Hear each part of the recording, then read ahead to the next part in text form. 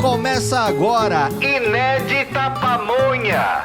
Por instantes felizes, virginais e irrepetíveis.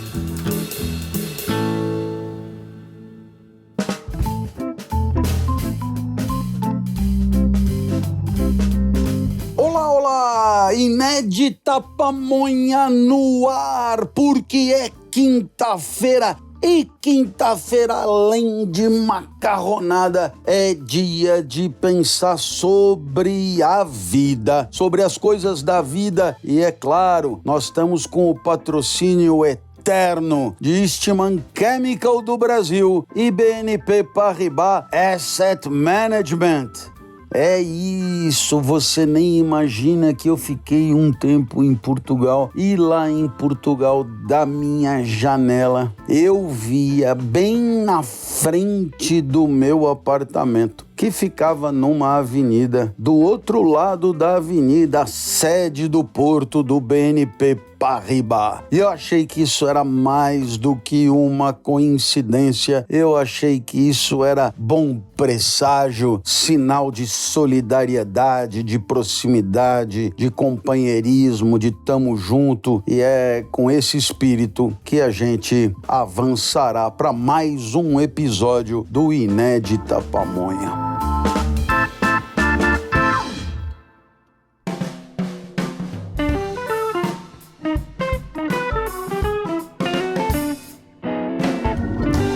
Se a coisa é falar sobre a vida boa e sobre a tal da felicidade, pois então eu tenho algo a propor. E o que é que eu tenho a propor? A propor a ideia de que a felicidade é uma coisa boa de se viver e enquanto se vive, não se pensa nem se fala a respeito. E aí, claro, você dirá, essa é a coisa mais imbecil que eu já ouvi. E eu direi, talvez você tenha razão, mas eu vou insistir na ideia. Quando a vida é boa mesmo, claro, você tá ali desfrutando, regozijando, curtindo. E é claro que a mente estará involucrada na vida, nela mesma, eu diria, né? Então, sei lá, se o negócio for doce de leite, a mente está com o doce de leite, pensando no doce de leite e não pensando na vida, não é? Quando a felicidade está na roda gigante, a mente está na roda gigante e não pensando na vida. Não é? Da mesma maneira, se a felicidade está assistindo o filme do Elvis Presley, a mente está no filme e não pensando na vida. E por quê? Porque na hora que você pensa na vida e ela está muito boa, talvez a primeira coisa que te surgisse é o medo daquilo acabar. E na hora que você tem medo, seja lá o medo que for, inclusive que aquilo acabe, a vida já não é mais tão feliz assim. Então nós poderíamos dizer que a gente pensa muito e fala muito sobre felicidade na infelicidade. Porque na felicidade, quando há felicidade na vida, não há por que haver felicidade enquanto cogitação teórica, enquanto reflexão filosófica, enquanto, né? A menos que a felicidade esteja na filosofia. E aí sim, nesse caso sim, se o que te traz a felicidade é a filosofia, então aí pensar sobre a vida é ao mesmo tempo a felicidade e a reflexão sobre ela. Entendeu o que eu quis dizer? No lugar de estar feliz na roda de gigante, comendo doce de leite, ou vendo o filme do Elvis Presley, você é feliz pensando na vida, então nesse caso, pensar na vida equivale a estar na roda gigante e, portanto, nesse caso, nós temos uma coincidência entre a felicidade e a reflexão sobre ela. Ficou claro o que eu quis dizer com isso? Show de bola. Então, penso que é assim. Sei lá, quando eu digo lá em outros momentos, felicidade é desejar que aquele momento não acabe. Não é exatamente o que eu penso, não. É claro que isso aí tem a ver com o eterno retorno, tem a ver com... Mas não é o que eu penso, não. Por quê? Porque na hora que você deseja que aquilo não acabe, você deseja. Se você deseja, há uma falta, há um desconforto, há uma apreensão, há uma ansiedade, e nada disso tem muito a ver com felicidade. Então, felicidade pressupõe vida boa sem pensar nisso, a menos que essa vida boa já seja pensando nisso. Ei, que beleza! Mas o objeto do Inédita Pamonha de hoje é um pouco o contrário disso, né? É a dor. Eu vim falar sobre a dor física, aquela da canela na quina da cama, aquela da broca no dente sem anestesia, né? Aquela da crise de gota. A crise de gota no pé. Meu amigo, não queira saber. A gota no pé, não queira saber. São cristais acumulados nas juntas. Excesso de ácido úrico. Aquilo é para arrancar os cabelos, mesmo na extrema raridade, como é o meu caso. Eu tô falando dessa dor aí e tô também falando das dores da alma, que tem a ver com todas as nossas angústias, ansiedades, temores e afetos negativos e paixões tristes. Pois muito bem, eu queria falar sobre a dor, e o que eu queria falar sobre a dor é muito legal de pensar a respeito e, ao mesmo tempo, muito requintado como proposta. A ideia de que a interpretação da dor é uma questão cultural, ou seja, o que a dor significa é uma questão cultural. O significado da dor é uma questão cultural. É claro que a dor será física ou espiritual, etc. Agora, o que ela significa para uns e para outros é uma questão cultural. E vai mais uma proposta. Aquilo que a dor significa incide sobre ela mesma, né? Incide sobre a sensação. Não é a mesma coisa, não é? Você sentir dor envergonhado e sentir, digamos, a mesma dor orgulhoso, ok? Não é a mesma coisa. Então, nesse sentido, a interpretação do que a dor significa enquanto afeto incide sobre este próprio afeto. Aí você vai dizer, bom, é uma questão cultural. Significa que dependendo da época, dependendo da sociedade, portanto, dependendo do tempo e do espaço em que você se encontrar, a dor poderá significar uma coisa ou outra completamente diferente. E aí, então, eu vou comparar a dor para os gregos e a dor dentro da cultura judaico-cristã. É uma comparação possível, é só um exemplo para mostrar essa culturalidade do significado da dor. Vamos começar com os gregos, né? Os gregos, então, eles acreditavam, e você leva isso em conta, anota aí, né? Que a vida, qualquer vida, ela é finita, ponto. E isso é um ponto de partida. Você vai dizer, mas isso a gente também sabe. É verdade, a gente sabe. Mas eles levavam isso muito mais a sério, né?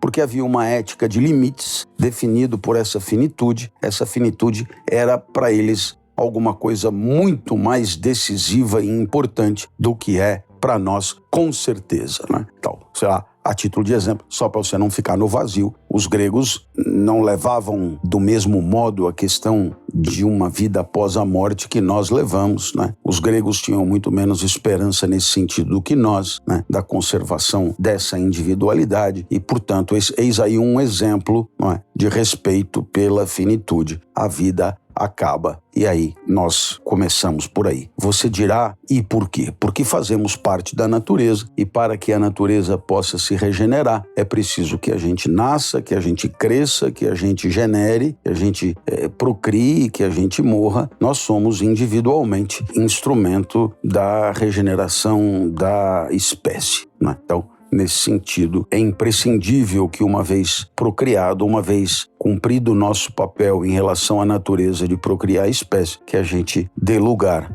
que a gente morra, que a gente abra espaço e que a gente permita que outros vivam no lugar. Pois muito bem, então começamos por aí. A vida, então, essa vida finita, é uma vida que oferece felicidade. E ao oferecer felicidade, ela se expande, né? Ela se potencializa e a vida oferece dor. A dor é inexorável, né? A dor é uma questão, para os gregos, existencial. Havendo vida, haverá dor, né? Havendo vida, haverá dor. Contemporaneamente, a dor hoje é uma questão de técnica médica, né? Mas, para os gregos, A dor é um afeto inerente à vida, inexorável à vida e, portanto, viver é também sentir dor.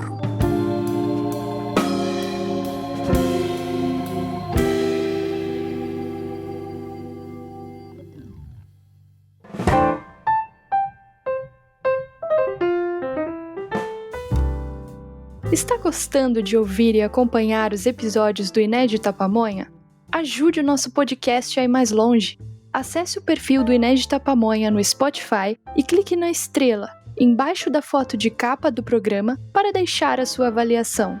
Para você que nos escuta pelo YouTube, torne-se membro do canal da Revista Inspire-se para ter acesso a conteúdos exclusivos, além de ajudar o canal a continuar crescendo. Nós da Inspire-se agradecemos pela sua parceria e audiência. Agora vamos voltar a refletir junto com o professor Clóvis.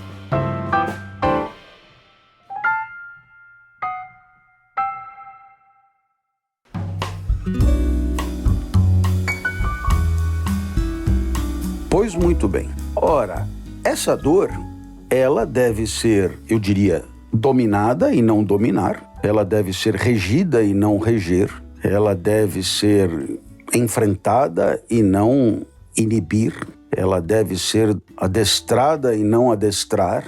Acho que você entendeu. Temos que ter sobre as dores da vida algum controle, o maior controle possível. E agora vem o segundo aspecto da questão da dor. É que a dor para os gregos, ela é uma questão íntima. Isto é, na cultura grega, é muito indevido, de mau gosto, de mau tom, de mal, tudo que você quiser. É muito indevido você espetacularizar a dor, você colocar a dor em cena social, você manifestar a dor no teatro da sociedade. É muito mal visto. Por quê? Porque é um aspecto inerente à vida e que deve ser vivido na intimidade da consciência afetiva de cada um. Ok? Na nossa cultura dita judaico-cristã, a coisa muda muito e a dor, ela deve ser colocada em cena e ela é colocada em cena, ela é espetacularizada, ela é teatralizada. E por quê? Bom, vai dizer, professor, vamos dar um exemplo. Dou um exemplo. Por exemplo, quando eu soube dos meus problemas e das minhas mazelas de saúde, que tem uma certa gravidade e que correspondem a uma grande dor de não enxergar, dor de, enfim, de problemas vasculares pelo corpo inteiro. Eu estava numa posição de altíssima visibilidade num podcast, aquilo me aborreceu poderosamente e eu, durante o podcast, manifestei a dor. Eu trouxe a dor para a cena, não é? Eu trouxe a dor para o teatro da vida social. E isso, na perspectiva grega, seria execrado, mas na perspectiva judaico-cristã, não o é necessariamente. E por quê? Porque a dor, ela é interpretada como tendo um papel importantíssimo, né? De um lado, é um papel que nos resgata, né, em relação à nossa culpa original. Você sabe do pecado original, eu não sou nem de longe um especialista, mas todos nós carregamos uma culpa ao nascer, e essa culpa ao nascer, ela tem a ver com um pecado de origem, portanto um pecado que nos transcende enquanto existência, enquanto vivente, mas que nos compreende enquanto humanidade, e carregamos essa culpa, e a dor é uma forma de expiação desta culpa. E é claro que a dor, ela constitui, em segundo lugar, por outro lado, então, ela constitui o quê? Uma espécie de calção para a eternidade. Uma calção mesmo. Quando eu falo em calção, por favor, é com U, né? E não com L, e isso significa uma espécie de pedágio a pagar para entrar na eternidade. E, nesse sentido, nós poderíamos dizer que a dor na cultura judaico-cristã, ela tem um valor. Ela tem um valor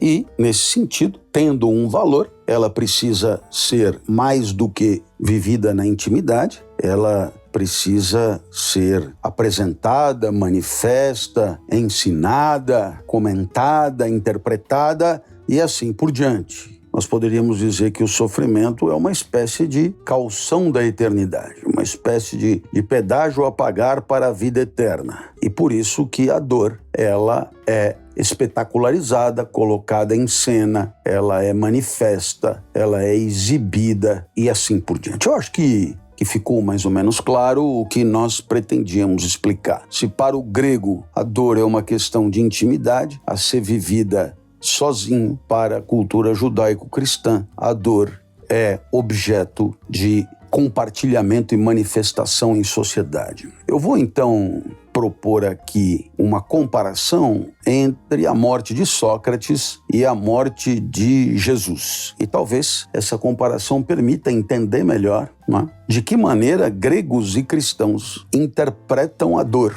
né, na figura dos seus líderes maiores, né? Então, como é mesmo a história do Sócrates, você encontra isso na Apologia, Diálogo de Platão. Sócrates está preso. Ele foi condenado à morte porque ele teria cultuado deuses que não são os de Atenas e ele ainda teria corrompido a juventude. Obviamente, ele não fez nenhuma coisa nem outra. O que Sócrates fazia era ensinar a pensar. E você sabe que quem ensina a pensar costuma não contar com o beneplácito do poder, sobretudo quando o poder é tirânico, e mais ainda quando o tirano é um idiota, né? Então aí a coisa é complicada. O tirano não suporta quem ensina a pensar, porque quem ensina a pensar torna uma sociedade de pensadores menos submissa, menos manobrável. Um tirano gosta de massa. Um tirano gosta de indistinção, um tirano gosta de coletivos arrebanhados. Então, Sócrates foi condenado. Muito bem, o que aconteceu é que os 30 tiranos que governavam Atenas, na falta de um só tinha 30, né? Os 30 tiranos que governavam Atenas, eles assistiram à condenação de Sócrates e viram que ali podia haver algum desagrado nessa história. Por quê?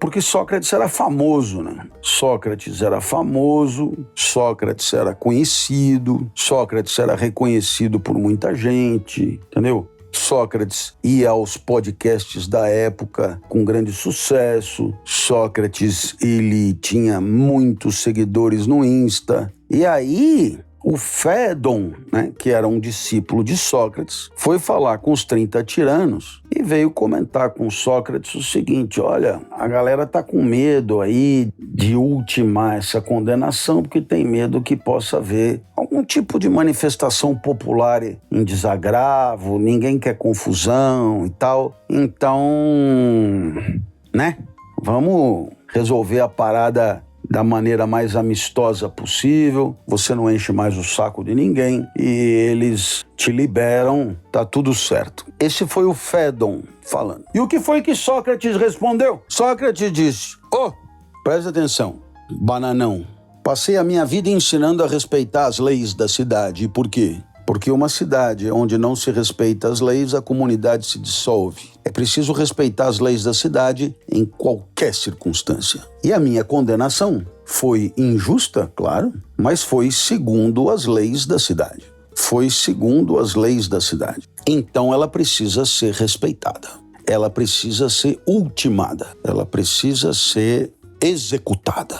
De tal maneira que você vá avisar aí esses caras que eles não entenderam nada, me dá a minha cicuta. E assim se fez. Sócrates, ele mesmo tomou a cicuta e morreu em seguida. Naturalmente, você deve imaginar que um veneno que mata expeditivamente é um veneno que produz dor, né? Houve uma desconexão imediata e geral de todo o sistema nervoso, uma coisa violentíssima, e Sócrates morre na hora.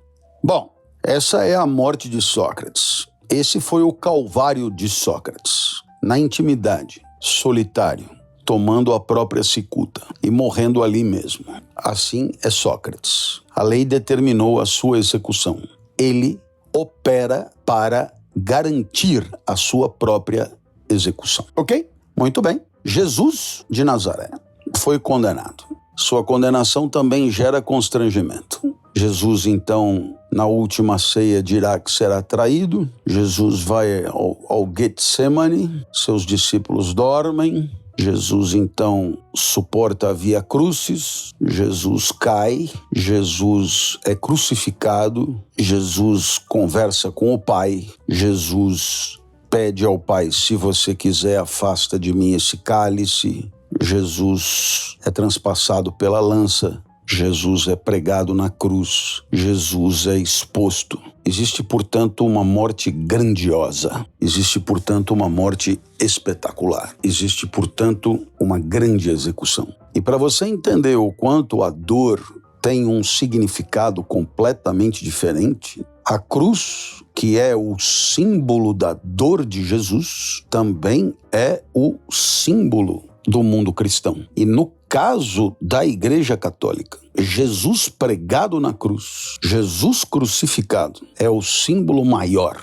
da fé católica. E aí você entendeu o quanto o significado da dor para os gregos e para os cristãos é completamente outro. Porque para a cultura cristã, a dor tem um papel de salvação completamente estranho para a cultura grega.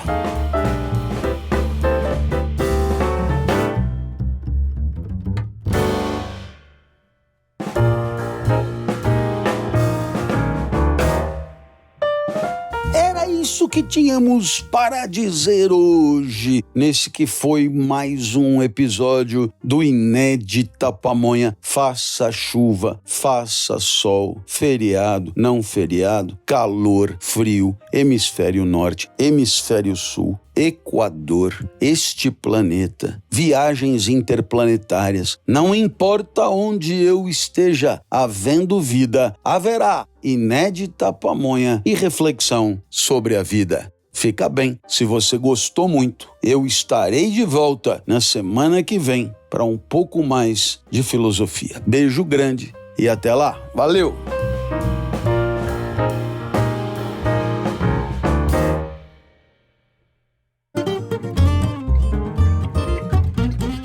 Você ouviu o Inédita Pamonha, por Clóvis de Barros Filho, trazido até você pela revista Inspire-se. Acesse www.revistainspirec.com.br e nos siga nas redes sociais.